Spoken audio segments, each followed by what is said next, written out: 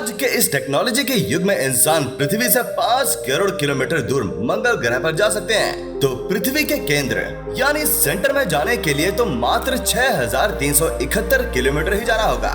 तो क्या कभी किसी ने पृथ्वी के क्रस्ट को खोदने की कोशिश की है, और अगर किया है तो उसे कितनी सफलता मिली, और पृथ्वी का अंदरूनी भाग कैसा है और किस चीज से बना हुआ है? और ये सवाल तो आपको भी कभी ना कभी हुआ ही होगा कि हमारी पृथ्वी की गहराई क्या है और कैसे हमारे वैज्ञानिक इसके अंदर की जानकारी हासिल करते होंगे। तो दोस्तों, इन सभी सवालों के जवाब आपको इस वीडियो में मिलेंगे। तो बिना किसी देरी के चलिए शुरू करते हैं हमारी आज की वीडियो। चलिए आप जानते हैं पृथ्वी के अंदर क्या है।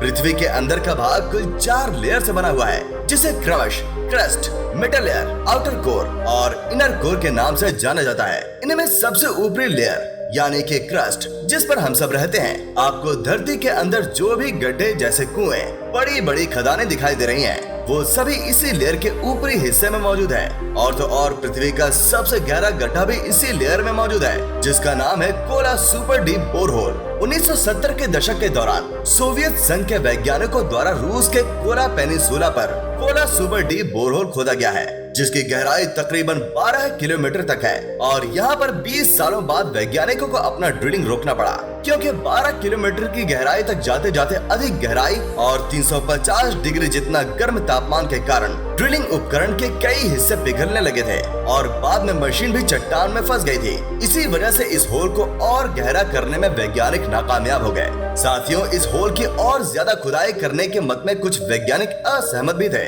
उनका मानना था कि पृथ्वी का चुंबकीय क्षेत्र भी पृथ्वी के सेंटर पॉइंट से उत्पन्न होता है। अगर ये होल पृथ्वी के सेंटर तक कर दिया गया तो हो सकता है पृथ्वी पर बनने वाला ये चुंबकीय क्षेत्र नष्ट हो जाए। और पृथ्वी के अपने चुंबकीय क्षेत्र का गुण खो देने से क्या होगा, इसके बारे में हम सोच भी नहीं सकते। इन सभी कारणों की वजह से इस होल की खुदाई बंद कर दी गई। तो आइए समझते हैं क्रस्ट लेयर को। दोस्तों, क्रस्ट लेयर 2 भागों में बटा हुआ है। पहला है ओशियनिक क्रस्ट, यानी कि जिस पर समुद्र है, और दूसरा कॉन्टिनेंटल क्रस्ट, जिस पर पूरा ठोस भाग यानी कि धरातल बना हुआ है।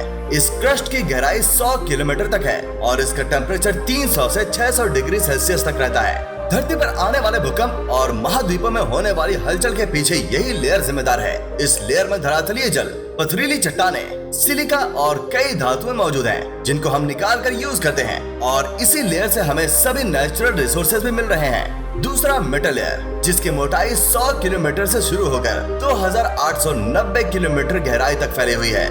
पृथ्वी का यह मेटल भाग गर्म लावा के रूप में है और इसका तापमान 1000 डिग्री सेल्सियस से 3700 डिग्री सेल्सियस तक है।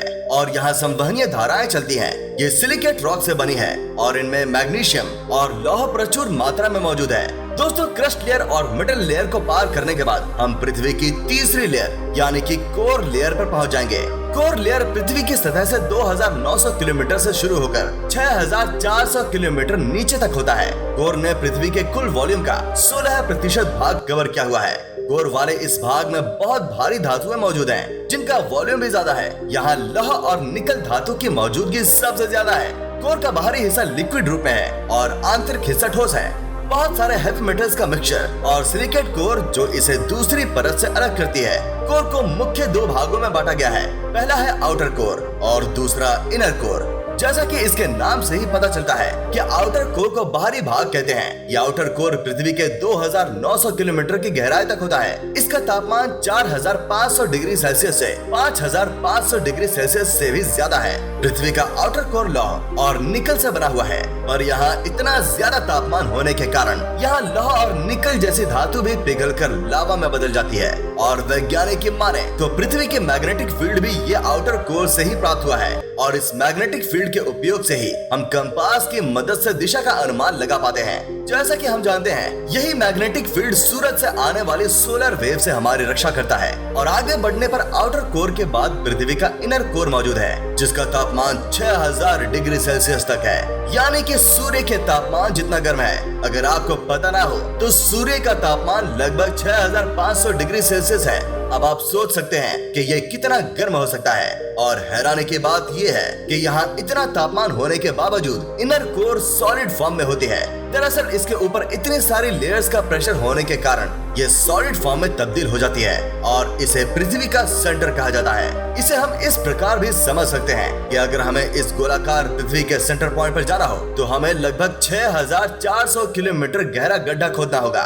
अब हम जानते हैं कि ये सब रिसर्च कैसे मुमकिन होती है। आपको भी लगता होगा कि अगर इंसान 6400 किलोमीटर गहराई तक जा नहीं सकता तो ये सब जानकारी कहां से आती होगी। वैज्ञानिक इन डेटा को कलेक्ट कैसे करते होंगे और उनको कैसे पता चलता है कि पृथ्वी के अंदर की गहराई में क्या है। दोस्तों, पृथ्वी के आंतरिक परतों पर उपलब्ध जानकारी भूकंपीय प्रसार के अध्ययन से प्राप्त की जाती है जो निचली परत में होती है और इन्हें पृथ्वी की सतह पर कैप्चर किया जाता है। एक उपकरण जिसे सिस्मोग्राफ कहा जाता है, ये वही उपकरण है जो भूकंप की तीव्रता को मापता है और इसके मानचित्र तैयार करता है और वैज्ञानिक द्वारा इसी मानचित्र को देखा जाता है कि भूकंपीय तरंग विभिन्न परतों से निकलते समय कैसे मुड़ती है, परावर्तित होती है, तेज होती है या विलंबित होती है। इसके अलावा ज्वालामुखियों से निकला लावा इस तरह के अध्ययन में काफी मददगार होता है। धन्यवाद।